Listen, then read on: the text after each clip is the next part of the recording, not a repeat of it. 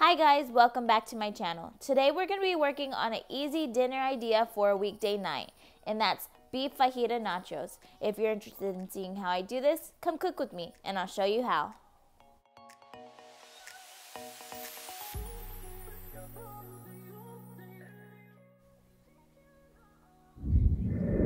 Now let's get started on those ingredients. You're going to need some cheese sauce. I like to use Rico's. Beef skirt or beef fajita meat, fajita seasoning, limes, jalapenos, sour cream, avocados, chopped tomato, chopped onion, chopped jalapenos, and chopped cilantro, garlic powder and salt, chopped onions, vegetable oil, and tortilla chips. Now let's get started. So the first thing that I'm going to do is I'm going to take this Rico's brand condensed cheddar cheese sauce and I'm going to remove it from my can. And what I like about this is how tasty this cheese sauce is, and all you have to do is pretty much just add water or milk to thin it out. So I'm going to add all that into my saucepan. And then from there I'm going to take 16 ounces of water and whisk those two together until it comes out creamy.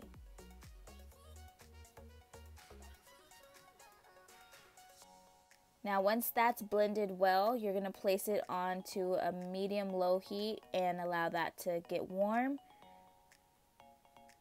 And also I'm going to set my skillet on a medium heat to allow that to get hot. And now let's get started on cutting our beef skirt or a fajita meat. So what I like to do is I like to roll it up, and then from there I like to cut my strips. That way I can get it cubed so it's in bite-sized pieces. And I find this easiest to do, especially if you have a lot of meat. If this could be for any fajita that you have, if you're cutting it up for like tacos or anything, this is the best way that I find cutting it, where it's not taking forever and it doesn't hurt your hands. So just rolling it up and cutting these strips, it makes it get cut super easy and perfect bite-sized pieces.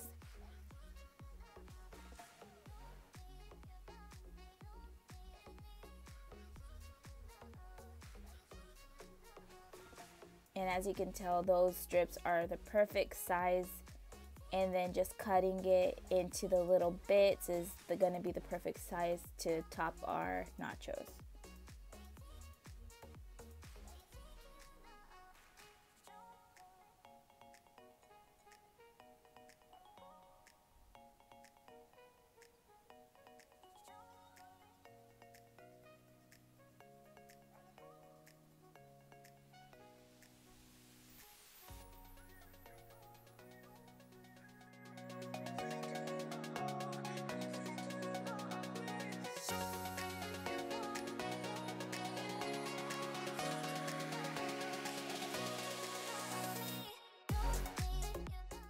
And once you got it all placed into your bowl fully chopped up, you're then going to marinate it. So what I like to do is I just like to take some water, and here I'm using half a cup. I would have used a little less after I realized how much meat I cut up, but I like to take a little bit of water, and then I like to take my fajita seasoning, and then I also like to take some lime juice to season up my seasoning mixture.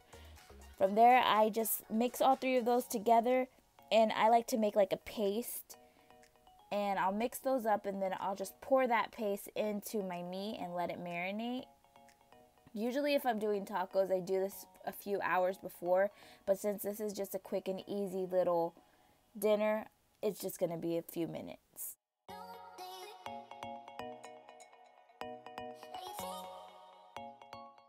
So before I started cooking my meat, I did want some grilled onions to garnish my nachos. So all I did is I took some onion and I just chopped it and added a little bit of oil for sauteing.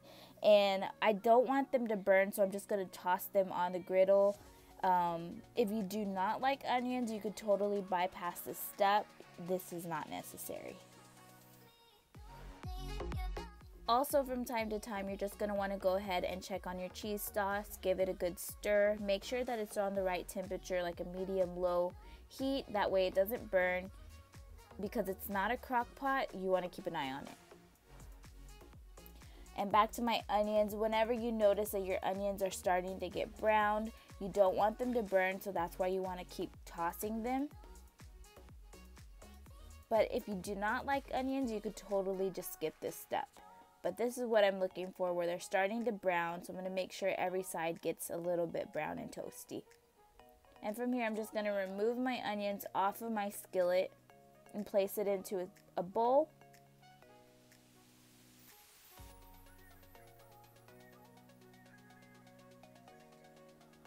And then I'm just going to place some salt on top of the onions for flavor.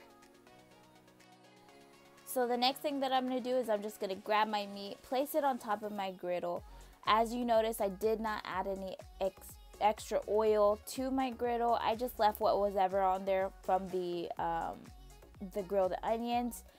What you'll also notice is that there's liquid coming out of the meat as it's cooking, and that liquid is going to evaporate as the meat cooks. So that's a key indicator that your meat is almost done. Or it's coming to a finish as it cooks. Once that liquid all evaporates and it's just your meat, depending on how you like it well done, you'll just leave it on a little bit longer to brown longer. Just make sure that that liquid is evaporated and there's nothing no longer in my pan. So as long as you keep tossing it, you'll end up seeing, you know, every part of your meat getting cooked, and that's the main thing that you want to look for.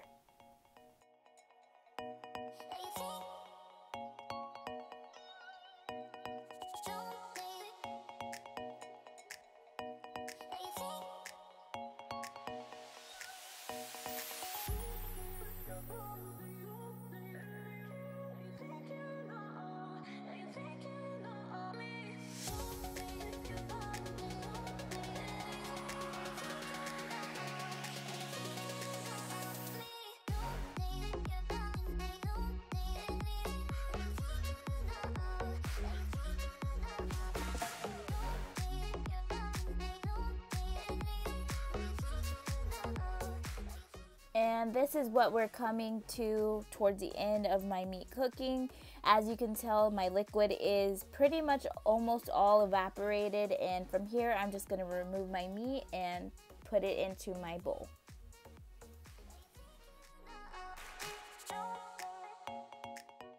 Now, once my meat is finished cooking, the next thing that I want to do is start working on my guacamole. You also, at this point, want to make sure that your cheese is done, because mine was done at this point. It was heated to the perfect temperature, so I removed that also from the oven. But I'm just going to take these avocados and I'm just going to squeeze them into my bowl. I do not want the seed, so make sure you toss that.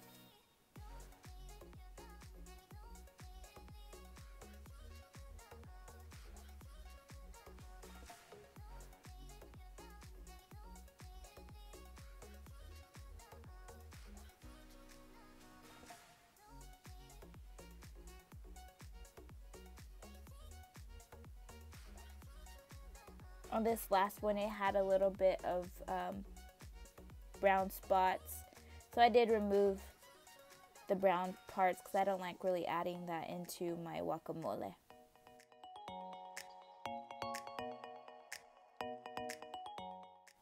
The next thing that I'm going to do is just add some lime juice into my avocados in the bowl, and depending on how much limes you like, it's really going to be pretty much what you're gonna add to it. So I like my guacamole limey. My family does too. So on this one, for 3 avocados, I added 1.5 limes, and they're very juicy. I also added in some salt and garlic powder, and from there I'm just going to mash it.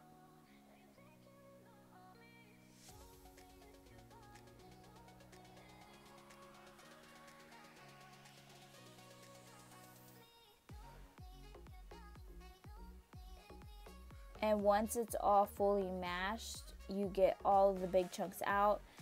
You're just going to end up adding your cilantro, jalapeno, onion, and tomato. And once you added that into your bowl, you're just going to mix those in with your avocados, and your guacamole is finished.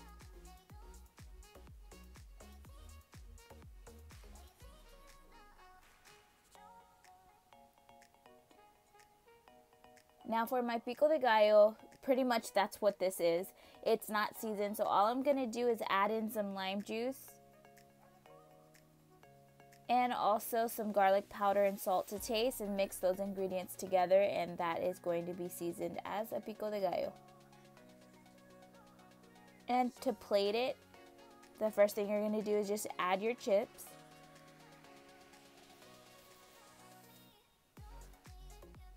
And depending on how much chips you like, you just put as much as you want.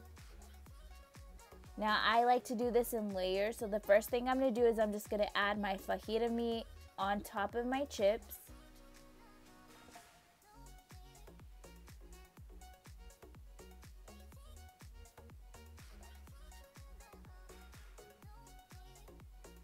And from there I'm just going to take some cheese sauce, and I'm going to also place that on top of my nachos. And also, depending on how much cheese you like is how much you're going to put on. And then I'm going to layer some more fajita on top of it. Then I'm going to place my grilled onions on top of the fajita meat. And then I'm going to add on my Pico De Gallo.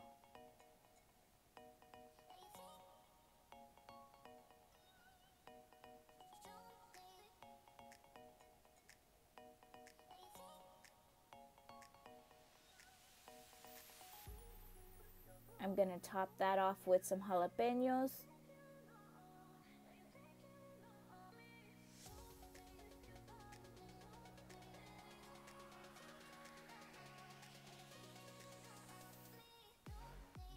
My sour cream.